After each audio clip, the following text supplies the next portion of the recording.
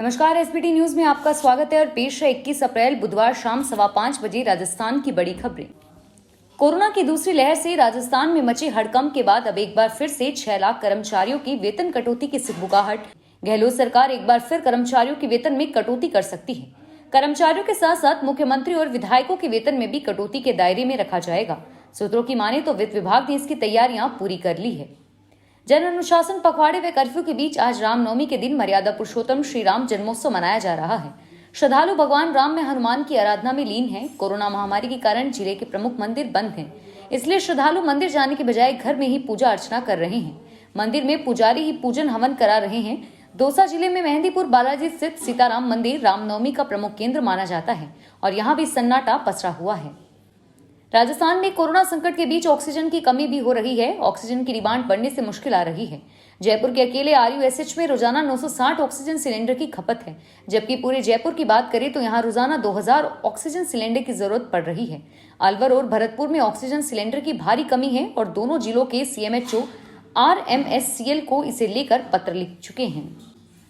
Corona संक्रमण की दूसरी लहर शुरू होने के साथ ही कोरोना संक्रमण अब तक का सबसे बड़ा विस्फोट हुआ है। इस ब्लॉक में मंगलवार को 62 नए कोरोना पॉजिटिव मिले हैं और इनमें से 11 रोगी अभी ट्रेस नहीं हुए हैं। संक्रमित चिन्हित हुए 51 रोगियों में से 33 ग्रामीण क्षेत्र व 11 शहरी क्षेत्र के हैं। इससे लगता है कि अब गांवों में भी कोरोना का नया स्ट्रेन तेजी से फैल रहा है। एक साथ 62 रोगी आने पर पुलिस प्रशासन व चिकित्सा विभाग सतर्क हो गया है। प्रदेश में कोरोना संकट के दौरान मदद के लिए बीजेपी ने हेल्पलाइन शुरू की है। भाजपा प्रदेशाध्यक्ष ने हेल्पलाइन नंबर जारी कर कहा कि सेवा में सियासत आड़े नहीं आएगी। प्रदेश में अब कोई भी 8929208080 नंबर पर कॉल करें। मदद के लिए बीजेपी कार्यकर्ता पहुंचेंगे। भाजपा प्रदेशाध्यक्ष डॉक्टर सतीश पूनिया ने मंगलवार को वर्चुअल रूप से हेल्पलाइन की शुरुआत की। राजस्थान के विभिन्न जिलों में आगामी 24 घंटों में आंधी और बरसात होने की संभावना है और कहीं ओले भी गिर सकते हैं। मौसम विभाग के अनुसार राज्य में मंगलवार को बदली मौसम का असर आज बुधवार को भी जारी रहेगा। मौसम विभाग ने प्रदेश के 16 जिलों में आंधी व बरसात का अलर्ट जारी किया है। मौसम विभाग के मुताबिक प्रदेश में पश्चिमी विक्षोभ के सक्रिय होने के कारण अगले 24 घंटे में कई जिलों में मौसम बदल सकता है। इसमें सीकर, दौसा, अजमेर, भीलवाड़ा, सवाई माधोपुर, अलवर, भरतपुर, बीकानेर, चूरू, झुंझुनू, हनुमानगढ़, जयपुर, जैसलमेर, जोधपुर, नागौर व श्रीगंगानगर में आंधी व हल्की बरसात की संभावना है। इस दौरान हवा की रफ्तार 25 से 50 किलोमीटर तक रह सकती है। रेलवे ने पिछले साल कोविड की पहली लहर में मरीजों की बढ़ती संख्या को देखते हुए बड़ी आइसोलेशन कोच तैयार किए थे, जो आज भी रेलवे के विभिन्न मंडलों में खाली पड़े हैं।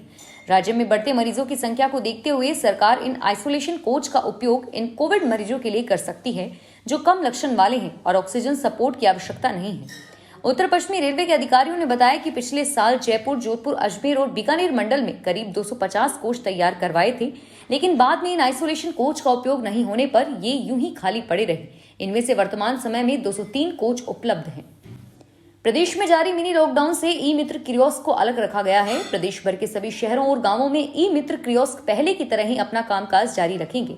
IT और संचार विभाग ने सभी कलेक्टरों को चिट्ठी जारी कर ई मित्र केंद्रों को खोलने की अनुमति देने को कहा है। IT विभाग की चिट्ठी के मुताबिक ई मित्र कियोस्क IT आधारित सेवाओं में आते हैं। गृह विभाग की गाइडलाइन में IT आधारित सेवाओं को कर्फ्यू से अलग रखा गया है। हनुमानगढ़ नए जिला कलेक्टर नतमल डिडेल ने आज कार्यभार संभाल लिया। उनकी धर्मपत्नी श्रीमती मोनिका बलारा इस अवसर पर मौजूद थी। उन्होंने ADM Ashok Asija, CEO Ramniwas Jat, SDM Kapil Yadav तथा PRO सुरेश बिश्नोई से चर्चा की। जोधपुर जिले की फलोदी जेल से भागे 16 बंदियों में से 2 और बंदियों को आज गिरफ्तार कर लिया गया है। पुलिस ने आज प्रदीप बिश्नोई और जगदीश पालीवाल नामक कैदियों को गिरफ्तार किया। इन्हें मिलाकर पुलिस अब तक 6 कैदियों को गिरफ्तार कर चुकी है। प्रदेश में राजनीतिक नियुक्तियों का दौर जारी है। राज्य सरकार ने सीताराम अग्रवाल और सुनील परिहार को Rajasthan state industrial development and investment counselling limited में स्वतंत्र निदेशक के पद पर नियुक्त किया है। राज्यपाल ने इस आशय के आदेश जारी किए हैं। मशहूर कव्वाल उस्ताद फरीद साबरी का आज जयपुर में निधन हो गया है। उन्होंने आज जयपुर के एक अस्पताल में अंतिम सांस ली। साबरी कई दिनों से निमोनिया से पीड़ित थे और 3 दिन पहले उन्हें अस्पताल में दाखिल करवाया गया था। साबरी ब्रदर्स के नाम से मशहूर फरीद साबरी और अमीन साबरी ने फिल्मों में अपने कव्वालियों से धूम मचाई है। और अब खबरें श्रीगंगानगर हनुमानगढ़ जिले की। श्रीगंगानगर में व्यापारियों ने जन अनुशासन पखवाड़े के तहत बाजार व दुकानें प्रातः 11 बजे से शाम 5 बजे तक खोलने की अपनी मांग के साथ आज से भूख हड़ताल शुरू कर दी। पहले दिन संयुक्त व्यापार मंडल अध्यक्ष तरसीम गुप्ता के नेतृत्व में 21 व्यापारी भूख हड़ताल पर बैठे। व्यापारियों का कहना है कि अभी तो पिछले साल के लॉकडाउन के नुकसान से नहीं उबर पाए हैं और अब सरकार ने फिर से जन अनुशासन पखवाड़े के नाम पर पाबंदियां लगा दी है। यदि व्यापारी व्यापार ही नहीं करेगा तो वह अपने परिवार का पेट कैसे भरेगा। श्रीगंगानगर में कोरोना पर नियंत्रण के उद्देश्य से जन अनुशासन पखवाड़ा चल रहा है, लेकिन शहर के लोग 3 दिन बाद भी अनुशासन में नहीं आ पा रहे। अनुमत दुकानों के अलावा बाजार बंद हैं, फिर भी मुख्य मार्गों व सड़कों पर भीड़भाड़ और लोगों की आवाजाही आम दिनों की तरह दिख रही है। नियंत्रण के लिए पुलिस प्रशासन समझाइश व चालान की कार्रवाई कर रहा है, फिर भी लोग मनमानी की अपनी आदत को सुधार नहीं रहे। बुधवार को बस स्टैंड के सामने पदमपुर रोड, बीरबल चौक के पास, ट्रक यूनियन पुलिया के पास, आदर्श नगर, राधेश्याम कोठी रोड, सेतिया कॉलोनी, गोल बाजार व दुर्गा मंदिर मार्केट एरिया में लोगों की आवाजाही आम दिनों की तरह दिखाई दी। श्रीगंगानगर में मंगलवार रात और बुधवार सुबह हुई बारिश ने किसानों को परेशानी में डाल दिया है। मौसम विभाग के अनुसार मंगलवार रात 8:30 से बुधवार सुबह 8:30 बजे तक शहर में 7.6 mm बारिश दर्ज की गई और गुरुवार तक फिर आंधी और बारिश होने की आशंका है।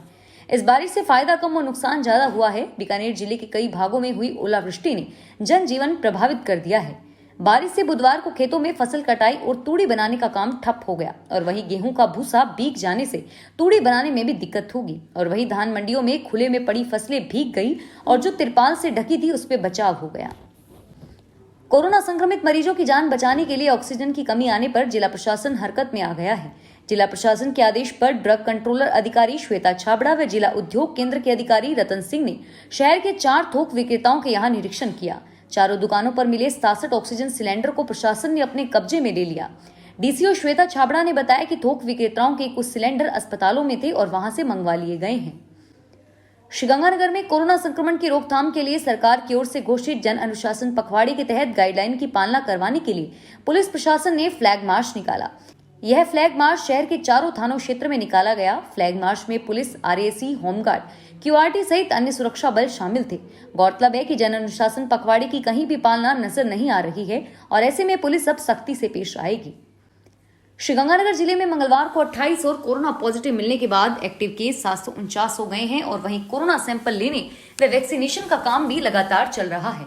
स्वास्थ्य विभाग के अनुसार पिछले 3 दिन में ही 320 पॉजिटिव केस सामने आ चुके हैं और इससे कोरोना की बढ़ती रफ्तार को समझा जा सकता है। एसबीटी न्यूज के वीडियो देखने के लिए हमारे चैनल को सब्सक्राइब करें और नोटिफिकेशन पाने के लिए बेल आइकन पर क्लिक करें। धन्यवाद।